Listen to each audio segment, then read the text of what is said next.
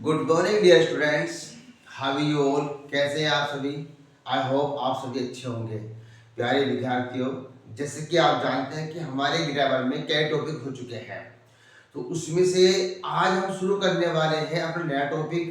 नया टॉपिक में कुछ बच्चों की रिक्वायरमेंट है, सर हमें ट्रांसफॉर्मेशन का थोड़े से हिंट्स दे दीजिए। तो प्यारे बच्चों, ट्रांसफॉर्मेशन में से कई पॉइंट निकल कर आते हैं, जैसे कि आपका रिमूव होता है, एक असर्टिव सेंटेंस से नेगेटिव बनाइए ये होता है, एक असर्टिव सेंटेंस से इंट्रोगेटिव बनाइए ये फॉर्म होता है, ठीक है। और कभी कभी सेंटेंस के अंदर इसमें जो है आपकी डिग्री ऑफ कंपैरिजन आती है, change into exclamatory sentence of assertive sentence, यानी असर्टिव सेंटेंस को एक्सक्लेमेटरी सेंटेंस में चेंज करना बताइए। तो ये सारी चीजें इसके अंदर आ जाती हैं। तो प्यारे बच्चों, इसमें टाइम नहीं लगेगा, एक दिन का पॉइंट है ये, इसको हम समझ लेते हैं। ट्रांसफॉर्मेशन में हम सबसे पहले आज आपको कराएंगे रिमूव टू, यानी एडवर्ब टू को किस प्रकार से हम रिमूव करते हैं। इसमें बहुत सिंपल आसानी से तरीके से मैं आपको बताने जा रहा हूं।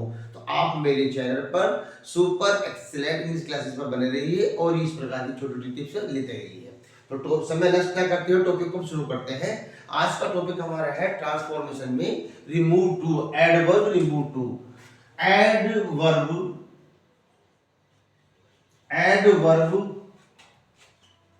ये जो टू है इसको रिमूव करना है, इसको रिमूव करना है बच्चों, इस एडवर्ब टू को रिमूव करना है। टॉपिक हमारा आज का ये है। इस छोटी सी चीज के लिए बच्चे कंफ्यूज हो जाते हैं। अधिकतर बच्चे जो यूपी बोर्ड में है, 11वीं क्लास में है, 12th क्लास में है, 11वीं वाली क्लास के बच्चे इन छोटे छोटे टॉपिक में उलझ कर रह जाते हैं। वो थोड़ा ध्यान नहीं दे पाते हैं, पर ये टॉपिक इतने मुश्किल नहीं है, आसान है। 10-15 मिनट में टॉपिक क्लियर हो जाएगा आपका जी। सबसे पहले क्वेश्चन ये आता है कि सर ट्रांसफॉर्मेशन का मतलब क्या होता है, ट्रांसफॉर्मेशन किसे कहते हैं, क्या है ट्रांसफॉर्मेशन। तो मैं सीधे शब्दों में ये कहूं कि जब हम किसी वस्तु, किसी व्यक्ति, किसी लिविंग या नॉन लिविंग थिंग के रूप को हम चेंज करते हैं, लेकिन उसकी मीनिंग को हम चेंज नहीं कर पाते। क्योंकि ट्रांसफॉर्मेशन में हम किसी व्यक्ति की, किसी वस्तु की हम रूप को, उसके फॉर्म को चेंज तो कर सकते हैं, लेकिन उसकी मीनिंग को हम चेंज नहीं कर सकते। Transformation means to change the form of the sentence but not its meaning, यानी किसी सेंटेंस के हम रूप को बदल सकते हैं, उसकी फॉर्म को चेंज कर सकते हैं, लेकिन उसके मीनिंग को हम चेंज नहीं कर सकते। यही ट्रांसफॉर्मेशन के अंदर बताया गया है। तो इसमें जो पॉइंट हमारे हैं, रिमूव टू है, असर्टिव से नेगेटिव है, असर्टिव से इंट्रोगेटिव है, असर्टिव से एक्सक्लेमेटिव है, डिग्री ऑफ कंपैरिजन है, पैसिव वॉइस है, कई सारे पॉइंट है जिसके अंदर में चेंज करने होते हैं। तो प्यारे बात बच्चों, प्यारे साथियों, इस चीज को समझते रहिए और बिल्कुल ध्यान से समझना इस चीज को जी। सपोज कीजिए एक सेंटेंस है, he is too weak to work hard. ये मैंने एक सेंटेंस लिख दिया बोर्ड पे, जिसमें हमारी एडवर्ब टू भी आ गई है और एक प्रीपोजिशन टू भी आ गई है। एक एडवर्ब टू है और दूसरी प्रीपोजिशन टू है। तो प्यारे बच्चों, सिंपली आपको क्या करना है, इस टू के स्थान पे तो आपको सो लगाना है ऐसे, और इस टू के स्थान पर सबसे पहले आपको दैट लगाना है ऐसे। दैट के बाद में जो सेंटेंस के शुरू में सब्जेक्ट होगा वो यहां सब्जेक्ट आ जाएगा ऐसे, और सब्जेक्ट के बाद में या तो हम यूज करेंगे कैन नॉट का, या हम यूज करेंगे कुड नॉट का। बाकी सेंटेंस के ये वाला पार्ट जो का तो यहां से उठ के यहां आ जाएगा लास्ट में। इतना समय काम करना है इसमें बस। टू के स्थान पर सो, इस टू के स्थान पर पहले दैट लगाओ, फिर सब्जेक्ट को लेकर आओ, सब्जेक्ट के बाद में अपने पास से कैन नॉट लगाना है या कुड नॉट लगाना है। प्रेजेंट होने पर कैन नॉट और पास्ट होने पर कुड नॉट। टेंस हमारा प्रेजेंट है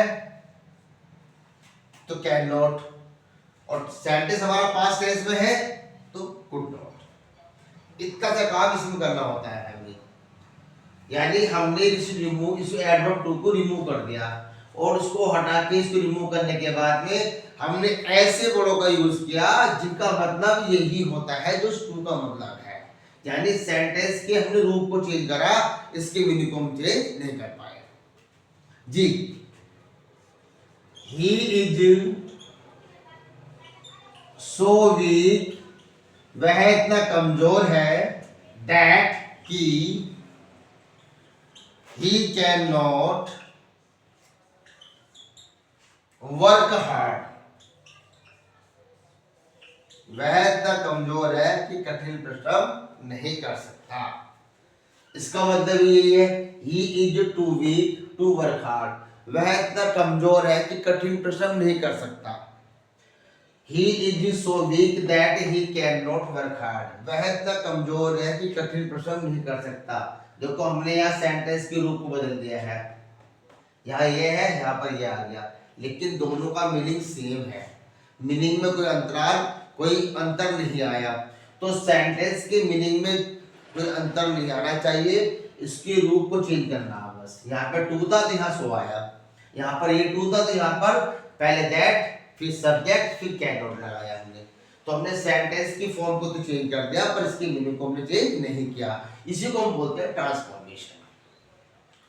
आई होप आपकी समझ में आ रहा होगा।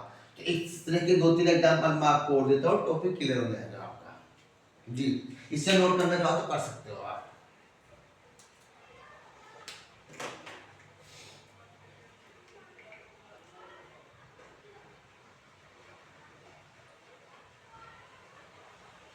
जी चलिए आगे समझते हैं।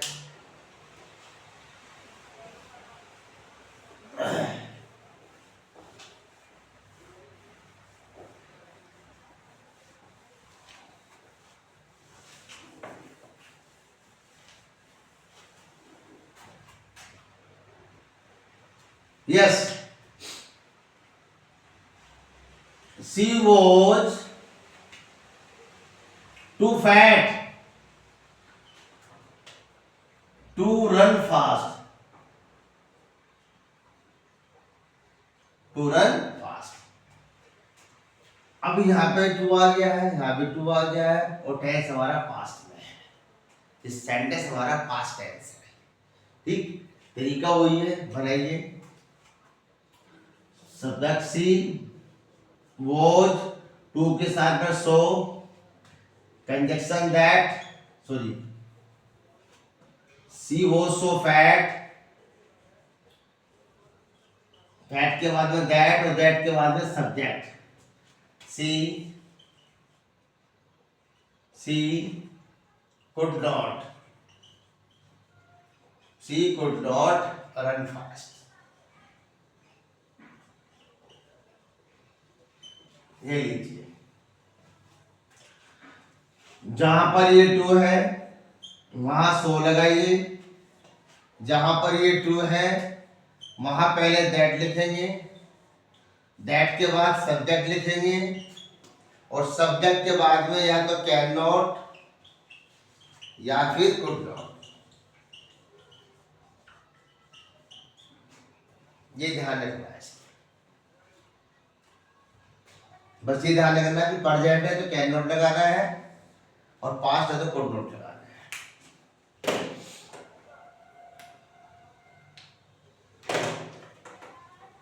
जी इसको आगे समझते हैं।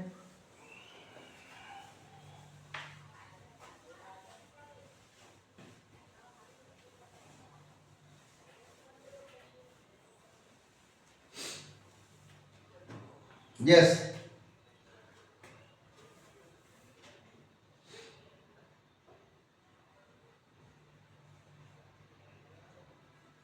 सब्जेक्ट नो लिविंग होने पर अगर सेंटेंस के शुरू में कोई सब्जेक्ट ऐसा आ जाता है जो नॉन लिविंग हो, तो उस समय हम क्या काम करते हैं, कंजक्शन दैट के बाद में, उस दैट के बाद में हम वन का यूज करते हैं। सपोज कीजिए सेंटेंस के शुरू में ये वर्ड आ गया, ट्री आ गया मान लीजिए, हालांकि ट्री हमारा नॉन लिविंग नहीं होता है, लेकिन इंग्लिश ग्रामर में ट्री को हम नॉन लिविंग मानते हैं। ट्री आ गया, प्रॉब्लम आ गई,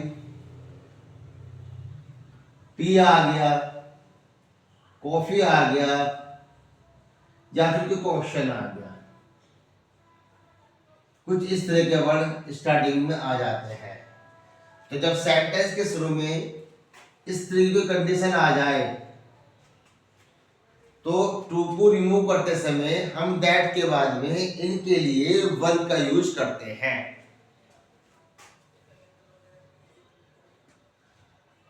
दैट के बाद में वन का यूज होगा ऐसे, और लास्ट में इनको हम इट मान लेते हैं।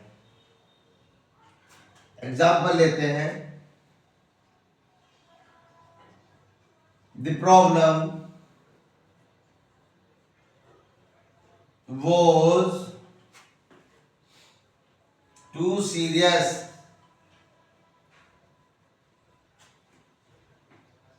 to solve.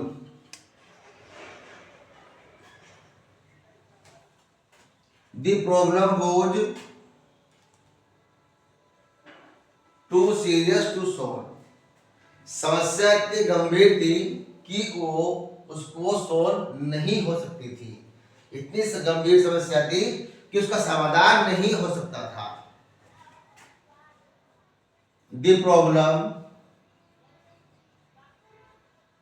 was so serious that, अब that के बाद में वन का यूज करेंगे, that one could not, past tense है, could not solve it। अब प्यारे बच्चों, जो लास्ट में इट आया है वो इस सब्जेक्ट के लिए आया है, जो शुरू में जो सब्जेक्ट आ रहे हैं इनके लिए लास्ट में हम इट मान लेते हैं और दैट के बाद में वन लगाते हैं। यदि किसी सेंटेंस के शुरू में इस तरह के कोई वर्ड आ जाते हैं, नॉन लिविंग थिंग आ जाती है, तो उनको हम दैट के बाद में वन मानते हैं और लास्ट में उनके लिए हम इट का यूज कर देते हैं। ठीक, जैसे यहां देख सकते हैं आप, ये लीजिए एक आधा एग्जाम्पल और ले लीजिए।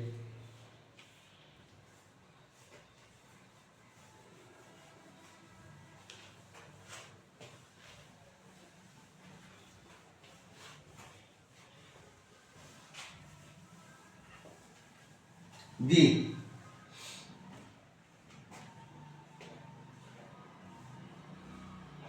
T is too hot to take.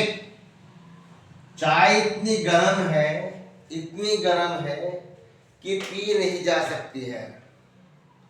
चाय इतनी गर्म है कि पी नहीं जा सकती है। अब इस सेंटेंस को बनाएंगे, क्योंकि सेंटेंस के शुरू में टी आ रहा है जो कि एक नॉन लिविंग थिंग है। ठीक भाई, चाय इतनी गर्म है कि कोई भी नहीं पी सकता, फिर तो कोई भी के लिए हम दैट के बाद वन मान लेते हैं। Tea is so hot that one, यानी कोई भी, आदमी और मैं भी, tea is so hot that one can not take. अब इसके लास्ट में इट मान लेंगे इस तरीके से। तो कभी कभी सेंटेंस ऐसे दे दिए जाते हैं जिनको हम ऐसे बनाते हैं। ठीक, आगे समझते हैं। यदि sentence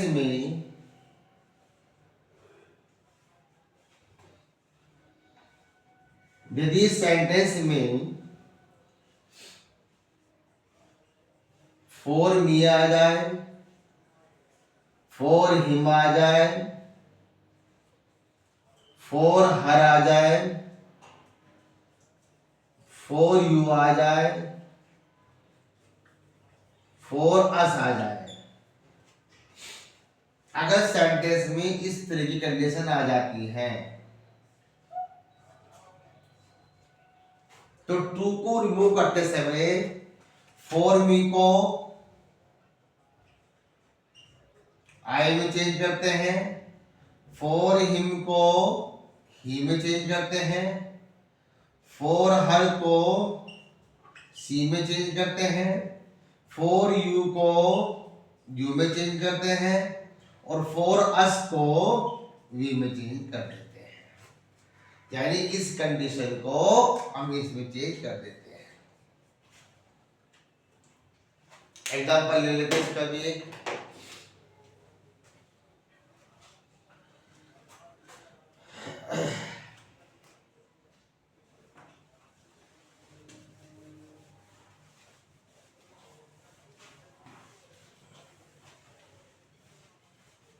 ji,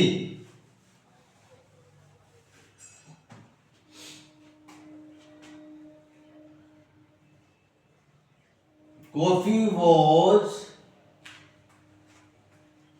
too hot for me to take.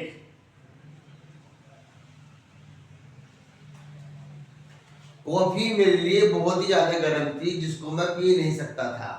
अब इस सेंटेंस में फॉर मी आ रहा है तो प्यारे बच्चों दैट के बाद में इस फॉर मी को आई में चेंज कर देंगे। जैसे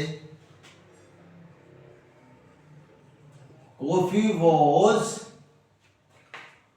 सो hot that I could not take it। इस तरीके से। तो अगर सेंटेंस में ये कंडीशन आ रही हो तो सब ऐसे चेंज कर देते हैं। और आगे समझते हैं।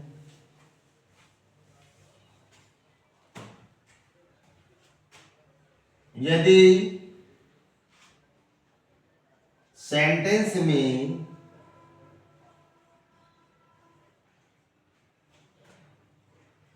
केवल एडवर्ब टू ही हो,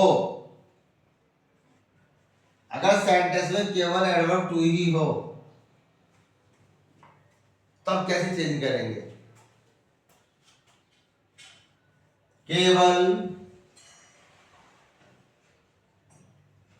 टू होने पर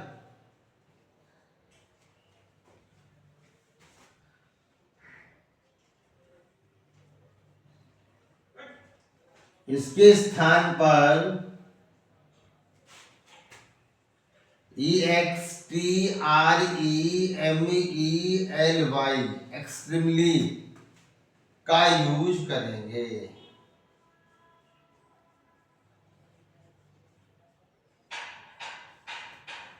क्या यूज करेंगे? जैसे इट वॉज टू हॉट, बहुत गर्मी थी भैया। अब इस सेंटेंस के अंदर केवल एक ही टू आ गया, तो जब हम बनाएंगे इसको ट्रांसफॉर्मेशन करेंगे सेंटेंस का तो हमें इस टू के स्थान पर ये वर्ड लिखना है एक्सट्रीमली का। जैसे इट वॉज एक्सट्रीमली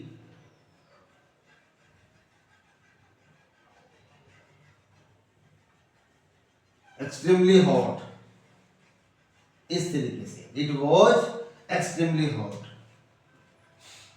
ऐसे तो कभी कभी एग्जाम में इस तरह के सेंटेंस भी आ जाते हैं करने के लिए। इसे नोट करना चाहो कर सकते हैं।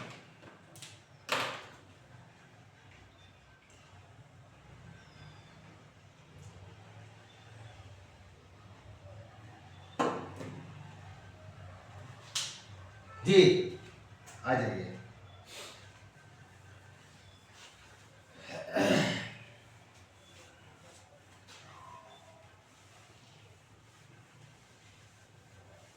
कभी कभी क्या होता है, सपोज कीजिए एक सेंटेंस है, she is eager, she is eager, sorry एक मिनट, सेंटेंस रॉन्ग हो गया।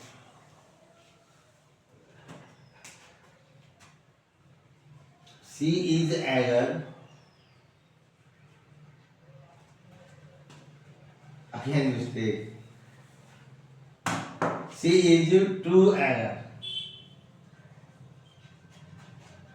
For praise.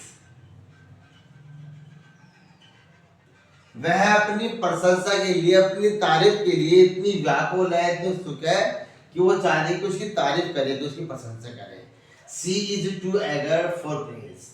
अब इस वाले सेंटेंस के अंदर केवल टू ही आ रहा है, बाकी दूसरा वाला टू नहीं है, ये वाला टू इसमें नहीं है। इस कंडीशन में सेंटेंस को हम दो तरीके से बना सकते हैं, एक तो यूज करके एक्सट्रीमली का, और एक यूज करके हम बियॉन्ड द प्रॉपर लिमिट का। जैसे she is extremely, she is extremely eager for praise. एक तो तरीका इसका ये है, और इसे हम ऐसे ही बना सकते हैं, she is eager for praise.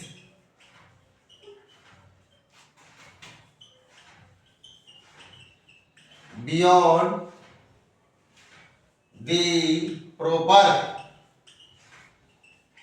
Limit.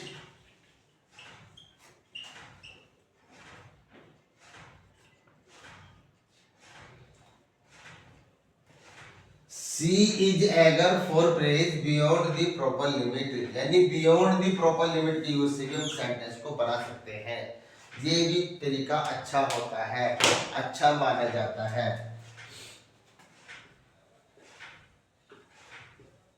He was too miser, वह बड़ा कंजूस था। He was miser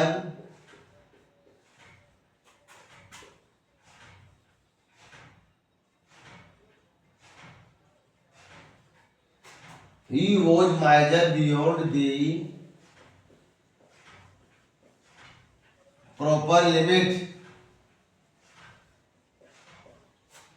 इस तरीके से तो इस टू को हटाना है, और इसके लिए इन चार वर्ड का यूज करना है लास्ट में, बियॉन्ड द प्रॉपर लिमिट। या तो आप इसको ऐसे बनाइए, या फिर इस टू के स्थान पर केवल एक ही वर्ड चेंज कीजिए, एक्सट्रीमली का। या तो टू के स्थान पर एक्सट्रीमली लगाइए, या फिर एक्सट्रीमली का इसका यूज आप करना नहीं चाह रहे हैं, आप एक्सट्रीमली का यूज नहीं करना चाह रहे, तो लास्ट में आप बियॉन्ड द प्रॉपर लिमिट का यूज कर सकते हैं। क्योंकि एक्सट्रीमली का यूज बहुत से बच्चे नहीं कर पाते हैं, बहुत से बच्चे इसे अच्छा मानते हैं, तो इसलिए इसका यूज भी आप आराम से कर सकते हैं। ज्यादातर तो यही यूज होता है, बियॉन्ड द प्रॉपर लिमिट, इसको भी यूज करते हैं, उसको भी यूज करते हैं। तो दोनों तरीके से हम सेंटेंसेस को बना सकते हैं। इसमें एक पॉइंट और इसको समझ लीजिए,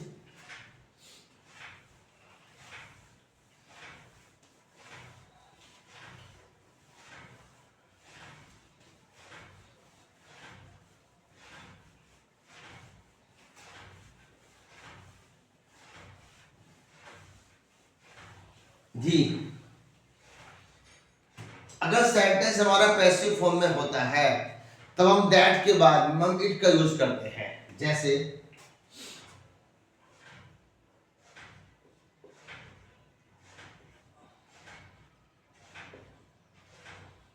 the problem was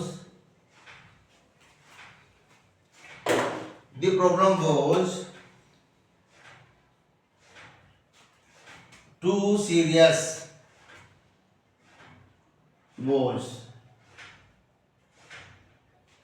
the problem was too serious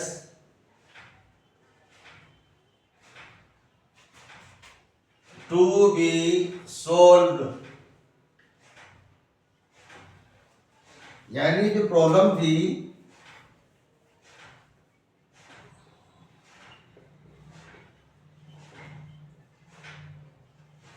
problem was too serious to be solve, जो समस्या थी वो इतनी गंभीर थी कि वो सॉल्व नहीं की जा सकती थी। तो यहाँ पे जो सेंटेंस के वाला पार्ट है पैसिव में है।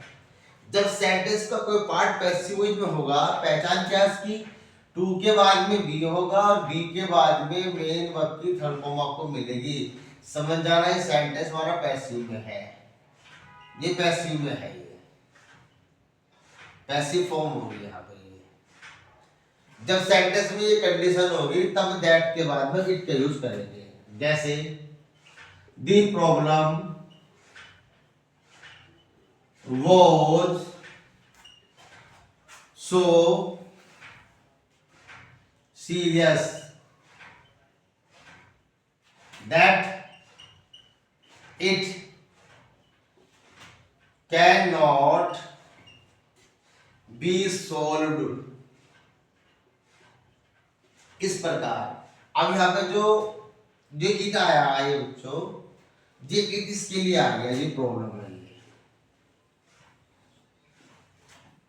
इस सबने अपने नॉन लिविंग थिंग को इट माना।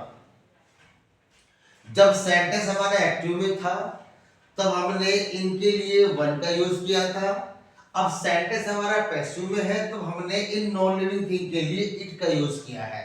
तो जब जब सेंटेंस पैसिव फॉर्म में होगा, जब जब सेंटेंस पैसिव में होगा तब तब हम दैट के बाद में इट का यूज करेंगे। रिमूव टू करते समय चीज का ध्यान आपको रखना है विशेष कि अगर सेंटेंस का पार्ट पैसिव में है तब दैट के बाद हम इट का यूज करेंगे। समझ गए आप लोग? तो क्या है बच्चों, ये ट्रांसफॉर्मेशन में जो पहला पॉइंट था आपका रिमूव टू का, ये कुछ इस प्रकार था। एग्जाम में करने के लिए अवश्य आता है, एक सेंटेंस जरूर आता है। जो बच्चे 11वीं क्लास में हैं यूपी बोर्ड की, खासकर जो 12th क्लास में है यूपी बोर्ड खासकर, उनके लिए टॉपिक हमेशा आता है और बच्चे कंफ्यूज हो जाते हैं कि रिमूव टू सब में नहीं आ रहा है, इसमें है कुछ नहीं। 4-5 पॉइंट आपको यही ध्यान रखना है, इसके अलावा तो कुछ नहीं आता है। और फिर भी अगर किसी बच्चे को कोई प्रॉब्लम आती है तो आप आसानी से मुझसे पूछ सकते हैं। ठीक, इसका अगला पॉइंट है कि असर्टिव सेंटेंस से नेगेटिव कैसे बनाते हैं, उसे भी करा देंगे ऐसे ही हम। ठीक, इसमें जितने पॉइंट आपके आ रहे हैं सारे हम करा देंगे स्टेप बाय स्टेप। लेकिन आपको मेरे चैनल पर परमानेंटली बने रहना है जब तक आपके कॉन्सेप्ट क्लियर नहीं होते हैं। ठीक, और एक काम जरूर कर देना कि वीडियो आपको पसंद आए तो इसको लाइक कर देना और चैनल को सब्सक्राइब जरूर कर देना। ठीक, मेरे चैनल को जरूर सब्सक्राइब कर देना। इंग्लिश क्लासेज यानी सुपर एक्सीलेंट इंग्लिश क्लासेज के नाम से मेरा चैनल बना हुआ है, आप सभी जानते हैं। ठीक, तकरीबन मुझे 1.5 महीना हो गया पढ़ाते ऑनलाइन, और मैं आपको इसी प्रकार की ग्रामर की टिप्स वीडियोज बना के दे रहा हूँ। मैं उम्मीद करता हूँ, विश्वास है मुझे थोड़ा सा, कि आपको मेरा पढ़ाया हुआ समझ में आ रहा होगा, क्योंकि आप देख रहे हो कि मैं जल्दबाजी में कोई टॉपिक नहीं करा रहा हूँ, धीरे धीरे समझा के चल रहा हूँ। और फिर भी आपको लगता है कि मैं किसी टॉपिक को जल्दबाजी में करने की कोशिश कर रहा हूँ तो आप कमेंट बॉक्स में मुझे अपने कॉम्प्लीमेंट दे सकते हैं। ठीक है, तो मैं मिलता हूँ आपसे अपने नेक्स्ट वीडियो में, तब तक के लिए गुड बाय, गुड लक।